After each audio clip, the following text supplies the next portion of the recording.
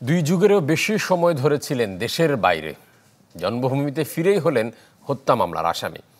চলমান পরিস্থিতিতে এমন মামলা হামলার শিকার হয়েছেন অনেকেই।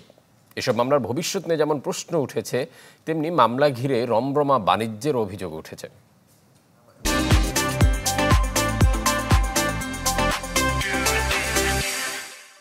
আর আমি যেহেতু কোনো রাজনীতির সাথে যুক্ত না, আমি না আওয়ামী লীগ করি, না বিএনপি করি, বা কোনো রাজনৈতিক দলের সদস্যও আমি না, তাহলে এই আন্দোলনে আমার সম্পৃক্ত হওয়ারও কোনো প্রশ্ন ওঠে না।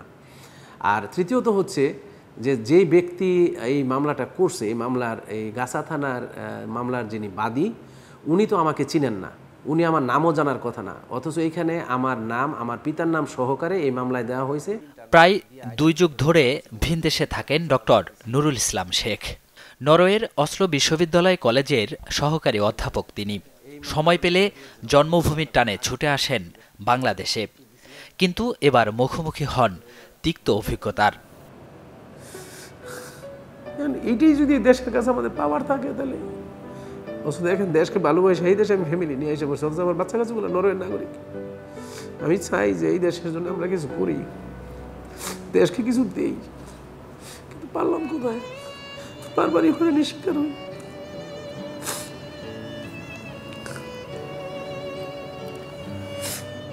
এটা শেষ কোথায় হবে জানি না, শেষ কোথায়।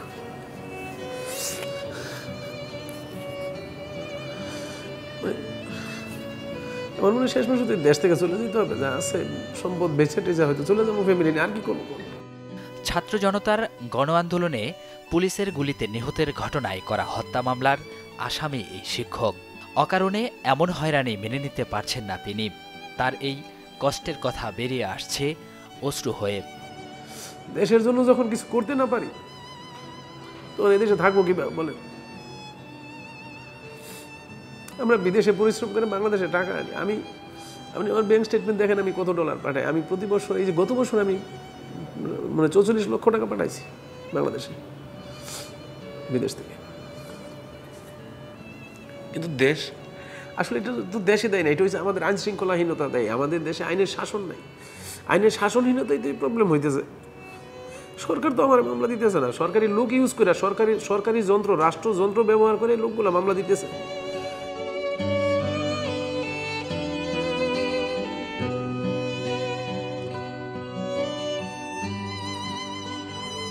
গত 24 আগস্ট গাজীপুর মেট্রোপলিটনের গাছা থানার হত্যা মামলায় শেখ হাসিনা সহ 85 জনের নাম উল্লেখ করে আসামি করা হয়েছে অজ্ঞাত কয়েকশো জনকে। রাজনৈতিক এই মামলায় বিশ্ববিদ্যালয় শিক্ষক ছাড়াও বিএনপির রাজনীতি করেন এমন অনেকেই আসামি হয়েছেন, যার মধ্যে রয়েছেন রিপন নিটোয়ার নামে একটি গার্মেন্টসের মালিক ফারুক হোসেন। গাজীপুর জেলা বিএনপির রাজনীতিতে জড়িত তিনি। সাম্প্রতিক যে পট পরিবর্তন হলো 4 আগস্টের 4 থেকে 5-এর শেষে, যখন এই সরকার চেঞ্জ হয়ে গেল, আমাদের মহানগরের মানে একজন প্রভাবশালী ব্যক্তি, প্রভাবশালী নেতা, ওনার অ্যাপ্রোচিংটা মানে ছিল না, আমার প্রতি ওনার হয়তো ভালো ছিল না, যার জন্য উনি আমাকে গাছা থানায় একটা হত্যা মামলার সাথে আমাকে জড়ানো হয়েছে উদ্দেশ্যপ্রণীতভাবে এবং ষড়যন্ত্রমূলক। এই সময়গুলোর মধ্যে যে যার শত্রুতা বা যে যা কে কার মানে উদ্দেশ্য, এটা পারপাস সার্ভ করতেছে। এই আমি মনে করি যে হয়তো আমি একসময় হয়তো উনি ভাবতে পারেন যে আমি হয়তো নির্বাচন করতে পারি, এটা এরকম মনে করি হয়তো ওনার একটা মানে ব্যারিকেড তৈরি করা আমার, যাতে আমি না আসতে পারি বা আমি ব্যবসায়ী থাকি, এরকম হয়তো তার চিন্তা ভাবনা থাকতে পারে। স্পটে তো থাকা দূরের কথা, আমি সেই ব্যাপারটা আমি জানিও না, কিন্তু কিভাবে এই মামলাটা হইলো আমার বোধগম্য না। আমার ফ্যামিলি পুরোটাই বিএনপি রিলেটেড এবং বিএনপির সাথে সম্পৃক্ততা। আমার বাবা ছিল বিএনপি বাড়ি ইউনিয়ন বিএনপির 1 নং ওয়ার্ডের সভাপতি ছিল, আমি নিজেও ছাত্রদলের 1 নং ওয়ার্ডের সভাপতি ছিলাম। অভিযোগ আছে ঢালাও এসব মামলা ঘিরে চলছে রমরমা বাণিজ্য, যাতে জড়িত বিএনপিরই কিছু সুযোগ সন্ধানী ও আইন শৃঙ্খলা বাহিনীর লোক। তো 5 তারিখের পরবর্তী সময়ে এলাকা থেকে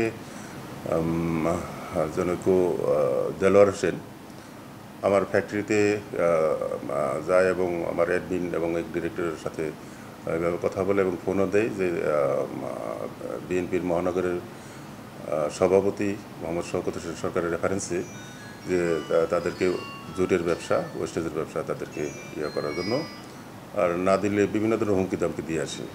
এখন যে স্বার্থন্বেষী কিছু দখলবাজ, চাঁদাবাজ, বিভিন্ন রকম আপনারা জেনে থাকবেন যে ভূমি দখল থেকে শুরু করে সব ধরনের কাজকর্মে একটা সিন্ডিকেট এখানে আছে। তো আমি সবসময় সেখানে প্রতিবাদ করার চেষ্টা করতাম, এখনও চেষ্টা করি। সেই হিসাবে একটা ষড়যন্ত্র তো থাকেই।